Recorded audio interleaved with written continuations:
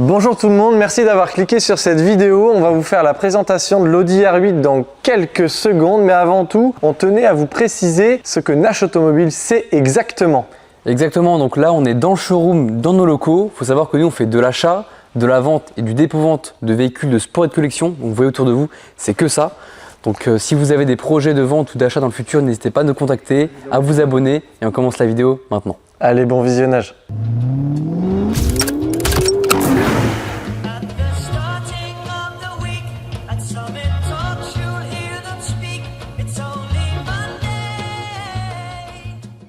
C'est le jour J, on remercie tout le monde d'avoir voté sur le sondage sur Instagram il y a quelques semaines. Voici l'heureux élu, donc l'Audi R8, une très belle voiture.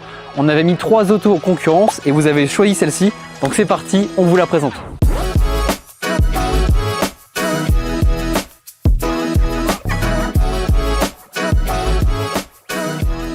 Je prends 2 minutes de votre temps. Regardez cette voiture magnifique. Alors oui, certes, c'est pas une Ferrari, c'est pas une Lamborghini. C'est une Audi R8, mais pour moi c'est ma voiture préférée. La ligne est magnifique, on n'en fait plus des comme ça aujourd'hui, il n'y en a plus, c'est un classique. Dans toute histoire, il y a forcément un commencement. Audi, dans toutes les compétitions qu'ils ont parcourues, ils ont tout écrasé. En DTM, ils ont tout écrasé, en rallye, ils ont tout écrasé. Et ils se disent, mais dans quoi on va se lancer pour tout écraser? Audi se lance aux 24 heures du Mans en 1999, et c'est là que commence le règne de l'Audi R8. Audi remporte les 24 heures du Mans. Has somehow achieved the almost unimaginable of staying in the lead and winning at Le Mans. Dans les années 90, il faut savoir que c'est Porsche qui domine les 24 heures du Mans. Audi arrive au Mans en 99 avec une seule idée en tête, être les prochains à dominer la classique sartoise. En 99, on va passer du GT1, donc du Grand Tourisme 1, au LMP, Le Mans prototype. Donc Audi arrive au Mans en 99 avec 2 types de voitures. Vous avez d'un côté la R8C, donc la R8 coupée, fermée, et la R8R, donc le R8 Roadster qui est ouvert. À la fin de la course, on fait le bilan. La R8C, malheureusement, ça tire pas trop la route. On a 2 abandons pour 2 voitures, donc le projet est mis sur le côté.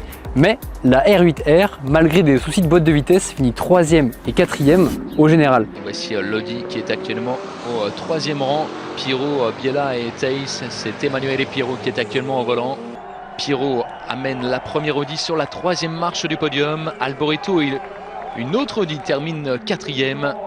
Très belle, mais très belle performance de la marque aux 4 anneaux, parce que pour finir 3e et 4e pour la première fois aux 24 heures du Mans, c'est impressionnant. Faut savoir que l'Audi R8 a le nom de la voiture de course la plus prestigieuse aux 24 heures du Mans de la marque aux 4 anneaux. En 2000, Audi remporte avec un triplé. En 2001, rebelote. En 2002, il regagne évidemment. En 2003, il ne gagne pas. Audi prend une année sabbatique, Bentley gagne. Vous allez me dire, c'est le même groupe. Audi fait partie du groupe Volkswagen, mais c'est un pilote Audi, un châssis Audi et un moteur Audi. Donc on peut quasiment dire que l'Audi R8 a 6 victoires parce que c'est la même voiture, sauf que c'est un logo Bentley. En 2004, Audi regagne les 24 heures. En 2005 aussi. Et en 2006, à votre grande surprise, Audi remporte les 24 heures du Mans. 5 victoires en 6 ans. Énorme. Ça fait de Audi actuellement un des constructeurs les plus victorieux 24 heures du Mans avec 13 victoires en 16 participations. Premier succès pour Franck Biella et Emanuele Pirot. Et c'est l'Audi de Emanuele Pirot, Tom Kristensen et Franck Biella qui réitère son succès de 2000 avec la même domination tout au long de la course. Et pour la première fois, un même trio de pilotes, Franck Biella, Tom Kristensen et Emanuele Pirot gagnent pour la 3e fois consécutive. C'est du jamais vu. Victoire aux 24 heures du Mans 2004 de l'Audi numéro 5, vainqueur avec l'Audi du Team Champion. Victoire de Franck Biella, d'Emanuele Pirot et de Marco Werner. L'Audi gagnante a parcouru 380 tours du circuit des 24 heures du Mans. L'Audi R8, entre 2000 et 2006, sur 80 courses participées, c'est 63 victoires. C'est stratosphérique. Et j'insiste sur le stratosphérique, car remporter Le Mans, Daytona, Petit Le Mans, à l'époque, c'est du jamais vu. Même encore aujourd'hui, un constructeur qui gagne autant avec une voiture, c'est du jamais vu et ça sera jamais égalé. Et justement, ils ont voulu, à travers leur modèle de série qui est leur première supercar, retransmettre leur ADN et leur modèle de course dans cette voiture. Donc vous achetez pas qu'une Audi R8, vous achetez un bout d'histoire, un bout de compétition et un bout de voiture qui gagne. La partie 24 heures du Mans, c'est fini, on met ça de côté, on enchaîne directement à l'intérieur de la voiture. En plus, on a de la chance, c'est les sièges confort. Par rapport à la production et à la conception de l'Audi R8, on y va, suivez-moi. On est dans la voiture, comme je disais, siège confort, on est vraiment à l'aise. Je tiens juste à préciser, faut savoir qu'entre la R8 de course et la R8, donc V8, dans laquelle on est aujourd'hui, il n'y a pas de rapport. C'est deux voitures différentes. Certes, les deux voitures ont le même nom, mais ça s'arrête là. Par rapport à la R8, il faut remonter en 2003. Suite aux 24 heures du Mans, Audi se lance dans la création d'une supercar. En 2003, au Salon de Genève, Audi présente l'Audi Le Mans Quattro, qui est clairement une Audi R8. Il faut savoir qu'entre 2003 et 2006, Audi a mis presque 3 ans de conception pour arriver à la R8 finale qu'on connaît aujourd'hui, qui est sortie et qui a été dévoilée au Salon de Paris en 2006. Mais la voiture, voilà, elle a quasiment peu changé par rapport au concept car de la Le Mans Quattro. La R8, c'est quasiment la même voiture et c'est vrai que c'est très rare aujourd'hui qu'un prototype soit quasiment comme la voiture finale. Comme vous le savez, à l'époque, Audi, la R8, c'est leur première supercar. C'est même à l'heure actuelle leur unique supercar de la gamme. Donc à l'époque, ils savent pas faire. Forcément, il faut investir de l'argent, il faut investir des coûts. Donc il faut trouver aussi des personnes capables de pouvoir réaliser ce type de voiture parce que c'est pas une voiture simple à réaliser. Donc ils ont dû construire une usine spéciale pour la conception des R8 et trouver les personnes en charge de ce modèle uniquement. À l'époque, ils ont dû trouver des ingénieurs spécialisés pour ce type de modèle, donc les ingénieurs de chez eux, qui ont soit travaillé pendant longtemps dans la marque, ou alors des personnes qui étaient vraiment spécialisées du coup dans le domaine. Le nom des ingénieurs en chef qui travaillaient sur ce modèle-là, c'était les Silverliners, et c'était des personnes très expérimentées et très calées sur les supercars, donc forcément des personnes voilà, qui touchaient à ce milieu-là. Il faut savoir que Franck Lamberti, c'est pas une personne anodine, c'est vraiment quelqu'un de connu. Il a fait de nombreux modèles chez Audi, c'est vraiment quelqu'un de très important pour la marque et c'est lui qui a été en charge du design extérieur complet de la voiture. C'est lui qui a travaillé sur le concept car Le Mans Quattro et c'est lui qui a fait la finalisation de la V8. Par rapport à cette voiture, en termes de chiffres, donc Audi en sortait une quinzaine par jour dans son usine en Allemagne. Il faut compter environ 5000 pièces pour une R8 et à peu près 70 heures de travail par voiture. Ce qui est sympa avec cette voiture là, c'est le bruit, évidemment, V8 Atmo.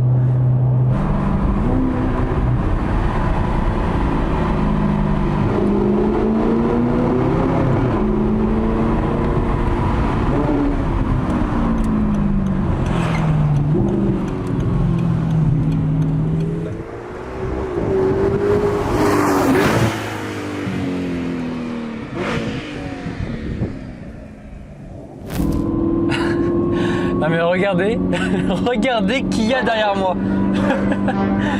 Avec quelle voiture en plus. Ok Alex, c'est bien beau de nous parler de l'histoire, mais commercialement ça vaut quoi?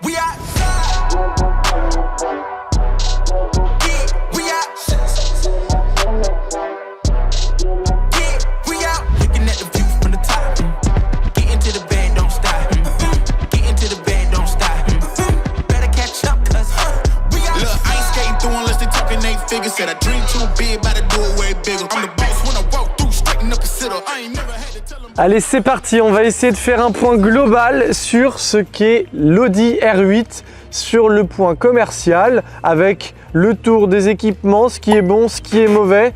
Est-ce que Audi a pris des autres constructeurs, en tout cas dans le groupe? Parce qu'il ne faut pas oublier que l'Audi R8, si en 1998 Audi n'avait pas racheté le constructeur Lamborghini, je pense que cette voiture n'aurait jamais existé. Car il y a beaucoup de points techniques que l'Audi R8 reprend de la Gallardo. Généralement, quand on parle d'une voiture, on va prendre 3 éléments qui vont être pour moi les plus intéressants. Ça va être le moteur, la boîte, le pont et puis ce qui englobe tout ça, c'est-à-dire sa structure. On va commencer par son châssis, ASF, Audi Space Frame. 277 kg, c'est le poids que pèse le châssis de cette voiture. Il est totalement en aluminium et c'est une première pour le constructeur Audi. Maintenant, on va parler du moteur. Le moteur central arrière, ça, maintenant, tout le monde le sait. Et puis, même quand on ne le sait pas, c'est pas compliqué. On le voit directement avec cette vitre qui est transparente. Audi n'a pas forcément été dans le développement en termes de motorisation parce qu'il a repris le moteur de la RS4 B7. Il a juste ajouté un carter sec. Donc, bon, là, jusqu'ici, il n'y a pas énormément de renouveau. Ils n'ont pas forcément été plus loin dès la sortie parce que uniquement la V8 était disponible. Il a fallu attendre 2 ans pour que le V10 vienne au catalogue. Le couple maxi, c'est 400 Nm de couple et c'est la première fois que le constructeur dépasse les 300 km/h. Il y a aussi l'injection directe qui est apparue sur l'Audi R8 qui a du bon et du mauvais parce que oui, les performances sont là, mais il y a aussi une consommation d'huile et un encrassement des moteurs qui existe malheureusement dû à l'injection directe. Et puis là maintenant, on va arriver au drame. Au drame. On va parler de la boîte. Moi, je trouve pas non plus que ça soit une abomination d'avoir foutu une boîte avec un embrayage robotisé. En tout cas, une boîte robotisée qui a donc un embrayage. Mais c'est vrai que malheureusement, à l'entretien, ça coûte cher. Parce que il y a l'embrayage que nous devons changer tous les 60. Ça, c'est vraiment plus dur. 80-90 pour ceux qui font vraiment attention. Mais malheureusement, oui, il y a un embrayage et ça a un coût.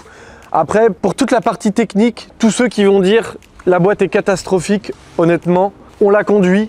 C'est des véhicules qu'on a quand même beaucoup roulé. Bon, au-delà de ça, il y en a qui vont vous dire que la boîte, elle est catastrophique, que les rapports sont lents. Honnêtement, faites votre avis vous-même. Si demain vous êtes vraiment intéressé par une Audi R8, n'hésitez pas à venir en essayer une parce que c'est pas si catastrophique que ça. Ça a un côté un peu brutal, c'est bestial et justement ça donne son charme au véhicule, ça donne un petit coup de fouet. C'est pas si lent que ça en a l'air. Attention à ce qu'on écoute sur la boîte de l'Audi R8 parce que c'est pas catastrophique. Honnêtement, il y a des constructeurs qui ont fait pire. Moi, j'aime ce côté un peu brutal, la petite tape au cul justement qu'on va se prendre parce que c'est lent et on va avoir cet à-coup. Moi, j'aime bien. Après, bon, j'aime pas les tapes au cul. Hein. J'aime bien quand la voiture me met un coup au cul. C'est intéressant. Ça montre que aussi chaque année, on évolue. Là, on est sur leur première. Faut pas trop leur en vouloir parce que au final, elle est plutôt fiable. Je dis plutôt parce qu'il y en a une de ces deux-là, je vais y revenir tout à l'heure. Elle a eu un petit capteur et ça a coûté cher. Maintenant, sur la partie nouveauté, calandre single frame. Comme vous pouvez le voir, là on est débadgé, c'est un stickers. Et ici, le logo, il est sur le capot.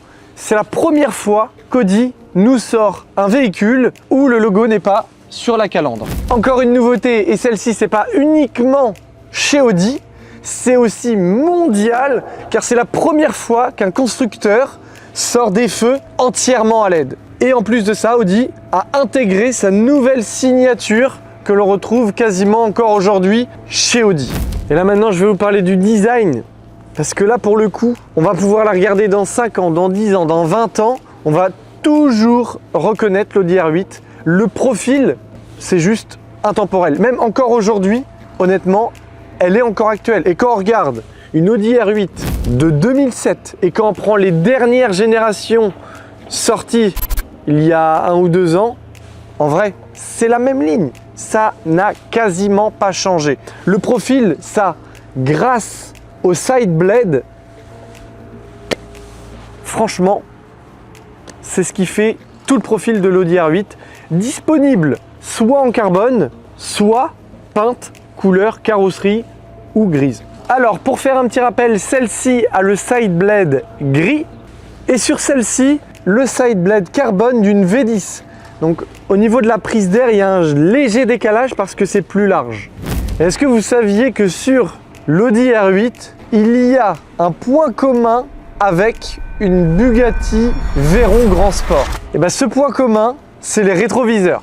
J'ai pas trouvé de source fiable, sûre et certaine, mais en tout cas, visuellement, le rétro sur la Grand Sport et sur la R8, c'est les mêmes.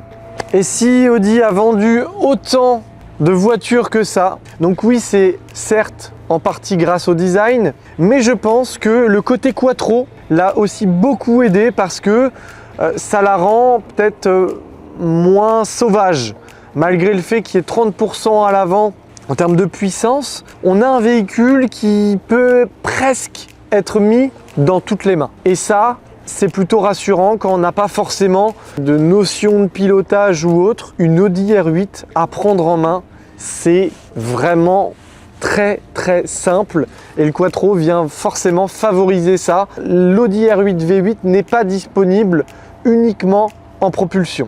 Malgré tout, il y en a, ils vont nous dire ouais mais non, moi j'aime pas du tout quand c'est pas propulsion. Bah ouais, mais pour d'autres, il y a la sécurité et c'est un véhicule en termes de sécurité qui rassure vraiment les gens, je pense. Et en termes de visibilité, on a un petit angle mort, on va pas se mentir, mais sinon on a quand même une belle vue, une vue plongeante. On a tout en visuel, franchement, à conduire, c'est un véhicule qui est vraiment très simple. Et moi je le vois avec mes clients et je le dis souvent par rapport au Porsche. Quand les gens essaient une Porsche pour la première fois, ce qu'ils me disent c'est waouh, c'est vraiment simple à conduire. Et une Audi R8 en vrai, eh bien c'est presque pareil. À prendre en main, c'est très facile. Et c'est là où justement ça peut être dangereux. C'est quand un véhicule est trop compliqué, et trop facile à prendre en main, on a tendance à vouloir aller trop vite, trop rapidement. Bon, maintenant on va parler de l'habitacle. L'habitacle qui, pour moi, est pas trop mal. Il y en a beaucoup qui vont vous dire quand on rentre dedans, on a l'impression d'être dans une TT. Donc oui, c'est un 2 places, mais il y a quand même des petits détails qui changent au niveau déjà des bus d'aération. C'est beaucoup plus moderne. On a la possibilité de les mettre en carbone. Au niveau du compteur, c'est pareil. On a 2 petits sous-compteurs qui sont uniquement disponibles sur l'Audi R8. Ça me fait un petit peu penser en comparatif avec Porsche. Porsche, sur une 991, on va avoir 5 compteurs. Et sur les versions Cayman, on va en avoir uniquement 3. Là, on va avoir chez Audi les 2 gros compteurs. Et ensuite, à droite et gauche, on va avoir, il me semble, côté gauche, température d'huile et à droite, le niveau de batterie. La batterie, l'ampérage de la batterie. Il faut savoir aussi que Audi a vraiment ouvert sa personnalisation. Ils le faisaient avant, mais là, ils ont vraiment démocratisé ça. On pouvait aller dans les moindres détails, choisir les surpiqûres, on pouvait choisir le cuir, avoir du marron là, du rouge là, du bleu là. C'était vraiment, on pouvait vraiment aller dans les détails, que ça soit à l'intérieur ou à l'extérieur. On en voit très peu. Il y en a pas beaucoup qui ont été vraiment dans un niveau de personnalisation élevé. Je pense que ça devait être assez coûteux, mais en tout cas on pouvait, et ça c'est intéressant parce que il y a des configs qui sont vraiment très jolis. Après, au niveau des sièges, c'est pareil. Il y en a beaucoup qui disent bah ouais, mais c'est exactement les mêmes qu'on peut retrouver sur les TT. Bah oui, mais en même temps c'est le même constructeur, donc ils n'allaient pas non plus proposer des sièges et faire du développement que pour l'Audi R8. Au niveau du système son, c'est pareil. Le son de base, il est très bien. Franchement, il est vraiment top. Effectivement, Enzo, le son de la voiture, il est top. Et on pouvait avoir le Bang & Olufsen, donc là c'était vraiment le top, hein. Même encore aujourd'hui, c'est ce qui se fait quasiment de mieux, en tout cas chez Audi. Un petit détail quand même au niveau de la direction. C'est vrai que quand on conduit une Audi R8, c'est vraiment intéressant, la direction est très bonne, très fluide. Par contre, les remontées d'informations, ils sont souvent un peu mauvaises. Et beaucoup le disent, c'est pas à tort, c'est vrai qu'on a peu de remontées d'informations, mais sinon, la direction est vraiment très bonne. Maintenant, on va passer à la partie qui est très importante, voire l'une des plus importantes quand on achète une Audi R8, ça va être non pas l'entretien, mais l'utilisation. Parce que c'est vrai qu'aujourd'hui, c'est des véhicules, là les deux, il me semble qu'elles ont moins de 100 000 km. Donc les deux ont eu un embrayage qui était changé et d'autres frais qui peuvent être parfois coûteux et il faut en être conscient. Parce que ça reste une supercar, donc ça reste des produits à l'entretien qui coûtent cher. Pour être le plus précis possible, je suis allé récupérer les dossiers des 2 véhicules. Alors là, pour le coup, je vais commencer sur la grise. Par exemple, il y a eu une révision avec remplacement bougie bobine. Il y a eu un vase d'expansion qui a eu une fuite avec vidange moteur. En 2018, il y en a eu pour 4 900 €. Donc voilà, ça reste des frais à engager qui sont mine de rien onéreux. Allez, on continue avec en 2021. Problème au niveau de la boîte de vitesse, il y a eu un petit capteur à l'intérieur qui merdouillait. Ils ont profité pour faire le disque d'embrayage et le bloc hydraulique. Il y a une facture à 8 200 €. Là maintenant, je vais passer sur la noire. Je sais qu'elle a eu un embrayage changé et celle-ci, il me semble qu'elle est uniquement entretenue chez Audi. Donc là, par exemple, en 2026, il y a eu une vidange avec les bougies, liquide de frein. Il y en a pour 2000 €. Donc ça, c'est actuel. Hein. C'est vraiment, elle sort de révision. Ensuite, la pompe à eau. La pompe à eau, elle était faite en 2025 chez Audi. J'en ai pour 1200 €. Il y a eu aussi un petit problème de synchro entre la 3 et la 4. Donc ils l'ont refait en plus de l'embrayage. Il y en a eu chez Audi en 2016 pour la maudite somme de 6159 €. Après voilà, je ne suis pas là pour vous faire peur, je suis là aussi pour vous montrer qu'un véhicule, ça coûte cher aussi à l'utilisation. Donc il y a pas mal de choses à prendre en compte lorsqu'on achète un véhicule de sport, c'est la globalité. Et certes, pour le look, pour le produit que c'est, à l'achat, c'est pas tant onéreux. Mais par contre, avant de sélectionner une Audi R8, il faut quand même regarder l'utilisation parce que si vous achetez la première sur le marché à 40 000 €, et je suis sûr qu'il y en a, vous pouvez vous prendre des sacrées cartouches parce que quand il y a peu de frais ou pas du tout de frais qui ont été effectués sur un véhicule comme une Audi R8, ça peut vous coûter très cher. Il y a des problèmes connus aussi comme le couvre-culasse qui parfois suinte un petit peu. Donc après bon, c'est des véhicules qui vont souvent chez les mécanos tous les ans ou tous les 2 ans, donc ça sert à rien de s'affoler à chaque fois que vous voyez un petit morceau gras. Ils vont vous le dire, vos partenaires, si vos mécanos, si oui ou non faut le faire maintenant. Non, si, on va devoir parler de quelque chose aussi. Le coffre. Le coffre, en termes de place, il en manque un petit peu, on va pas se mentir. Donc c'est vrai que parfois ça peut être le sujet compliqué avec votre femme. Oui, je mets où ma valise Si elle vous pose cette question-là, il y a plusieurs options qui s'offrent à vous. La première, c'est de lui dire soit de réduire donc sa valise et de prendre un petit sac, soit vous lui dites écoute, si tu veux vraiment venir avec moi en vacances, avec 2 valises, je te conseille de prendre tes 2 valises, prendre le train, aller jusqu'à votre destination de vacances. Une fois arrivé, vous appelez le taxi, vous allez à la location de l'appartement, de la maison ou de l'hôtel, et comme ça, elle aura ses 2 valises, et sur place, vous allez pouvoir utiliser votre Audi R8. Sinon, je vous propose une deuxième alternative, qui là est un petit peu plus onéreuse. Achetez 2 Audi R8. Une pour vous et une pour votre femme. Voilà. Allez, c'est fini. Avec Alexandre, on a présenté l'Audi R8. Si ça vous a plu, n'hésitez pas à nous mettre un pouce bleu, nous suivre sur Instagram, Facebook et YouTube. C'est important, ça nous donnera envie de continuer. En tout cas, nous, on a pris beaucoup de plaisir. Et puis si vous avez envie de voir d'autres choses, de voir d'autres voitures, de voir des envers du décor de ce qu'on fait au quotidien, n'hésitez pas, on est là pour répondre à vos questions. Et comme on le dit, si vous avez des projets de vente, de rachat, n'hésitez pas, on est là pour vous. Et la prochaine, peut-être que ça sera une présentation d'une Audi R8 V10. On sait pas. Qui sait? Alex. À plus. Baby, where'd you get this mixtape from? Yeah, I know some easy motherfuckers, but their kicks ain't scuffed. And they'll do they people dirty when the shit gets rough. Damn, swear to God, I'm not a god, I'm just a man. There's potholes along the route, we adjust the plan. See, I don't know what you about.